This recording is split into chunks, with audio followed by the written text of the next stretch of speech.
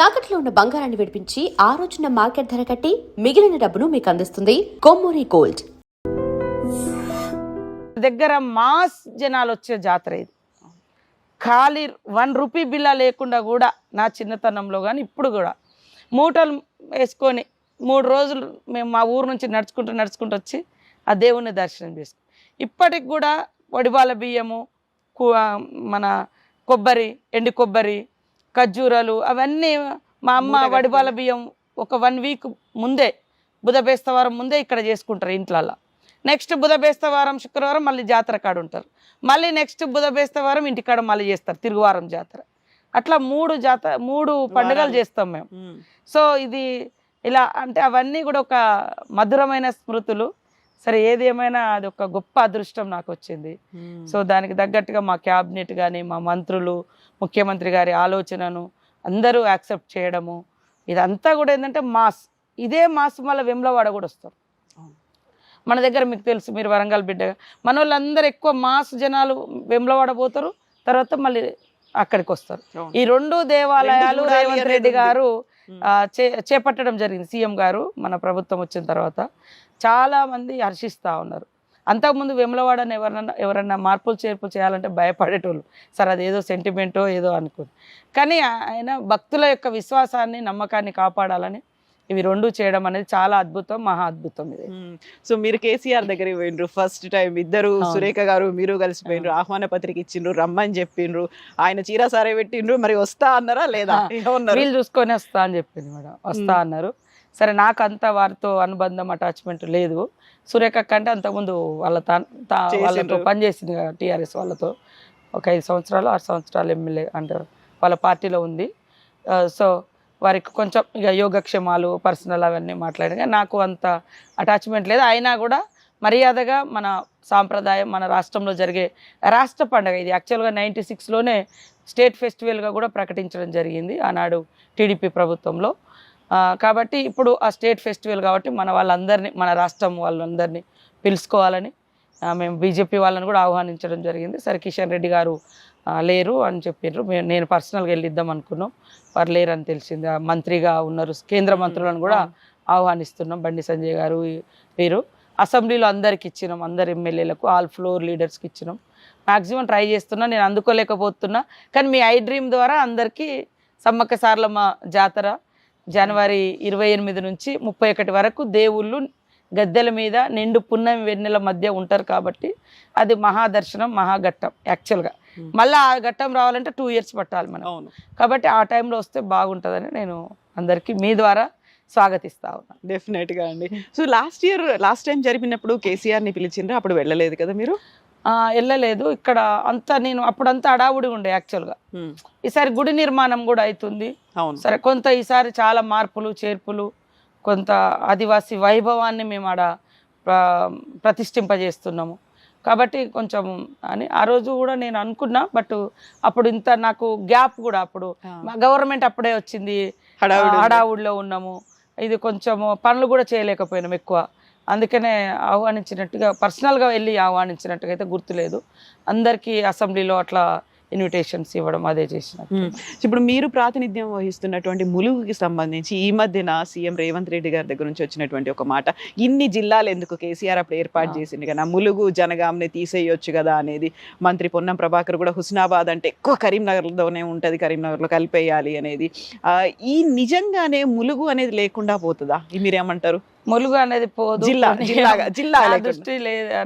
అంటే మీరు ఈ మాట అన్నది కూడా నేను వినలేదు వాస్తవానికి. ఇది బయట సర్క్యులేట్ అవుతుంది, వైరల్ అవుతుంది. ఈరోజు కూడా ఏదో చూసినాము. కాకపోతే ఏంటంటే ములుగు 3 జిల్లాలలో ఉంది. ములుగు అనేది ములుగు నియోజకవర్గము 3 జిల్లాలలో ఉంది. భూపాలపల్లిలో 5 గ్రామాలు ఉన్నాయి, మహబూబాద్ జిల్లాలో 2 మండలాలు ఉన్నాయి, భద్రాచలం వాళ్ళు ములుగులో 2 మండలాలు ఉన్నాయి. ఇట్లా కాకుండా ఒకటే కూర్పుగా చేస్తే బాగుంటుందనే ఆలోచన ఉన్నట్టుగా నాకు తెలుసు అన్నీ. కానీ ములుగు తీసేస్తారని నేను అనుకోను, తీసేయడానికి కూడా మేము ఒప్పుకోము. ఏదైనా అంత అందరికీ ఆ ఫీలింగ్స్ ఉంటాయి. కాబట్టి ఎవరి జిల్లా వాళ్ళు, ఇది ఉద్యమాలు చేసినటువంటి వాళ్ళం మేము, జిల్లా కావాలని ఆ రోజు. కాబట్టి వచ్చింది. ములుగు జిల్లాకు ఒక చారిత్రాత్మకమైనటువంటి చరిత్ర ఉంది, హిస్టారికల్ హిస్టరీ ఉంది. సో రామప్ప ఉంది, బిగ్ లేక్స్ ఉన్నాయి, ఇప్పుడు టెంపుల్ మన సమ్మక్క సారలమ్మ ఉంది, టూరిజం బాగుంది, రాష్ట్రంలో హైయెస్ట్ ఫారెస్ట్ ఉన్న ఏరియా కూడా ములుగు, నేషనల్ హైవే ఇవన్నీ ఉన్నాయి. కాబట్టి వెనుకబడ్డ జిల్లాలలో ఇదొకటి ఉంది, ఉంటేనే మేము దాన్ని ఇంకా డెవలప్ చేసుకోగలుగుతాం. కాబట్టి ఆ పరిస్థితి తీసుకురాకుండా తప్పకుండా మేము కాపాడుకుంటాం. ఓకే, ఇప్పుడు మనం సంస్కృతి సంప్రదాయాల గురించి మాట్లాడుకున్నప్పుడు చీర కట్టుబాట్ల గురించి ఈ మధ్య కాలంలో విపరీతమైనటువంటి చర్చ వచ్చింది. మీరు ఎప్పుడు చూసినా చీరలోనే ఉంటారు, మాకు ఊహ తెలిసినప్పటి నుంచి మిమ్మల్ని అట్లనే చూస్తూ ఉన్నాం కదా. ఎందుకని ఇట్లాంటి ఒక చీర గురించి చర్చ కాదు, అది పిచ్చి రచ్చలాగా మారిపోయింది? స్త్రీ అంటే ప్రకృతి అనుకున్నారు, కాకుండా వికృతమైనటువంటి రూపంలో కూడా మాట్లాడుకోవడం అనేది ఏమనిపిస్తుంది మీకు అది చూస్తే? నేను అందరూ చీర మంచిగా అక్క అట్లా అంటారు. నేను అంతకుముందు హాస్టల్లో ఉన్నప్పుడు బ్లౌజ్ లంగా జాకెట్, తర్వాత అడవిలో పోయినాక ప్యాంట్ షర్టు, తర్వాత వచ్చినాక 2-3 ఏళ్ళు నాకు కట్టడం కష్టమయ్యేది చీర కట్టుకోవడం. కానీ ఇప్పుడు చీర కట్టుకుంటేనే కంఫర్ట్ గానే ఫీల్ అవుతాను. నేను రాహుల్ గాంధీ పాదయాత్రలో కానీ, సీఎం గారి రేవంత్ రెడ్డి గారు పాదయాత్ర చేసినప్పుడు కానీ ఇదే చీర ఇట్లనే కట్టుకొని, అదే హ్యాండ్లూమ్ చీర. రాహుల్ గాంధీ గారితో రోజు 25 కిలోమీటర్లు అట్లా నడిచేది. ఎవ్రీ స్టేట్లో 5 days 6 days. ఆ తర్వాత లాస్ట్ ఎండింగ్ పంజాబ్ నుంచి సెన్సిటివ్ ఏరియా మనం కూడా ఉండాలి సార్ తోటి అని నేను అప్పుడు ఇంకా పంజాబ్ నుంచి కాశ్మీర్ దాకా ఎంబటి ఉన్నాను. అందరు అనేటోళ్ళు ఏంది నువ్వు చీర సార్, నాకు ఇంట్లో ఉంటే కంఫర్ట్గా పంజాబ్ డ్రెస్లు వేసుకుంటా, ఇంటికి రాగానే అదే వేసుకుంటా. కానీ బయట మాత్రం జనంతో చీరలోనే ఉంటా. కొద్దిగా ఎందుకో ఇక అలవాటు అయిపోయింది నన్ను జనాలు ఇట్లా. ఫస్ట్ స్టార్టింగ్లో చీర కట్టడము వేయడము చాలా కష్టం. ఇప్పటికి కూడా అప్పుడప్పుడు ఒక మనిషి ఉంటేనే అట్లా అనిపిస్తుంది. కానీ చీర అనేది ఒక డిగ్నిటీగా అనిపిస్తుంది. మన సాంప్రదాయం, భారతీయుల సాంప్రదాయం, లేదా మనము ఊర్లో అయినా కూడా చీర గోసి పెట్టుకోవడం ఇదంతా కూడా బందోబస్తుగా ఉంటుంది. నేనేమంటా అంటే మన కట్టుబొట్టు అనేది మనల్ని ప్రతిబింబింప చేయాలి, మన వ్యక్తిత్వాన్ని కూడా అందులో చూపిస్తుంది. అందుకని నీట్గా ఉండాలి, డీసెన్సీ ఉండాలి, డిగ్నిటీ ఉండాలి, కంఫర్ట్గా ఉండాలి అని చెప్తా. నేను ఇంట్లోకి రాగానే పంజాబ్ డ్రెస్ వేసుకుంటా, లేదా ఏదైనా టూర్ పోయినప్పుడు, లేదన్నా ఏదన్నా వాకింగ్లో ఉన్నప్పుడు పంజాబ్ డ్రెస్ వేసుకుంటా. అది కూడా నాకు కంఫర్ట్ ఉంటుంది. ఒక్కొక్కసారి చీరతోటి అన్నప్పుడు కొంచెము ఇబ్బంది పడతాం, గుట్ట ఎక్కినప్పుడు, లేదా ట్రెక్కింగో, వాకింగో, రన్నింగో అన్నప్పుడు. కానీ వాకింగ్కి మాత్రం నేను దీన్ని బాగానే మేనేజ్ చేయగలిగిన. సరే, అంత ఓర్పు నేర్పు అందరికీ అవసరం అంటే అంత అవసరం ఉండకపోవచ్చు. నేనేమంటా అంటే మన డ్రెస్ అనేది మన ఒంటిని కాపాడాలి, సేమ్ టైంలో మనం అందరం గౌరవించబడాలి అనేది కూడా. సరే, కొంతమంది ఏంటంటే ఈ సమాజంలో ఇంకా మైండ్ సెట్ చాలా మందిది మారలే. అందుకనే తరగతి గదుల్లోనే అమ్మలను, అక్కలను, చెల్లెలను గౌరవించే పాఠాలు రావాలి అని నేను చెప్తా ఉంటాను. తరగతి గదుల్లోనే మన అమ్మను, చెల్లెను, అక్కని ఎట్లా చూస్తామో బయట ఆడకూతును కూడా ఆ రకంగా చూడాలని. కాబట్టి మనము ఇట్లా ఇష్టం ఉంటుంది. కొంత ఎట్లా ఉన్నదంటే ఈ పార్ట్ చూస్తే ఈ రకమైన ఫీలింగు అనేది కొంత మైండ్ సెట్ అట్లా ఫిక్స్ అయిపోతున్నారు. అంటే జనంలో అది ఉంది, అది మార్చకుండా మనం ఏదో చేస్తే అది ఇంకొక రకంగా పోతుంది. కాబట్టి నేనేమంటా అంటే కంఫర్ట్గా ఉండండి, నీట్గా ఉండండి, డిగ్నిటీగా ఉండండి, ఇది ఉంటే చాలా బాగుంటుందని. ఓకే, తీసేయడం మూలంగా వచ్చే లాభం ఏంటిదని నేను అడుగుతున్నాను. ఓకే, ఎక్కువ మనము ఇవన్నీ ఓపెన్గా ఎక్స్పోజ్ చేయడం మూలంగా అంటే ఏంటిది నీకు వచ్చే ఏంటిది, ఆ తృప్తి ఏంటిది? నాకు అట్లా ఫీలింగ్. నేను వేరే వాళ్ళని ఎవరిని కించపరుస్తలేను, కానీ నా అడ్వైజ్ మాత్రం కంఫర్ట్ డ్రెస్ వేసుకోండి, డీసెన్స్ కూడా ఉండేటట్టుగా, నీట్గా మంచిగా ఉంటే ఎక్కడికైనా. ఇప్పుడు కొంతమంది పాపం స్టేజ్ల మీదకి ఇక్కడ దాకా కట్టింగ్ చేసుకున్న డ్రెస్ వేసుకొని వస్తుండ్రు. ఆడ మొన్న నేను ఎక్కడో చూసిన తండ్రి ఉన్నాడు, పక్కన అమ్మాయిది ఇట్లా పోతుంది, అది అమ్మాయి ఇట్లా అంటుంది. అంటే ఎంత ఇబ్బందిగా ఉంటుంది కదా, ఇట్లా లాంగ్ స్కర్ట్ వేసుకొని ఇక్కడ దాకా ఓపెన్ ఉంటుంది, దాన్ని మళ్ళీ ఇట్లా సర్దడం ఇదంతా ఎందుకు ఇబ్బంది? అదే నువ్వు మంచిగా కింది దాకా వేసుకున్నా, లేకుండా కనీసం ఇక్కడ దాకా వేసుకున్నా బాగుండదు. నేను అట్లాంటివి చూసినప్పుడు నాకు ఈ ఫీలింగ్ అనిపించింది. అట్ ద సేమ్ టైం సరే, వాళ్ళు అట్లా బట్టలు వేసుకున్నారు కాబట్టి ఎట్లా పడితే అట్లా మేము టచ్ చేస్తాం, మేము తిడతాం అనేది కూడా తప్పు. మార్పు అనేది అటు రావాలి, ఇటు రావాలి. ఎగ్జాక్ట్లీ, అటు రావాలి, ఇటు రావాలి.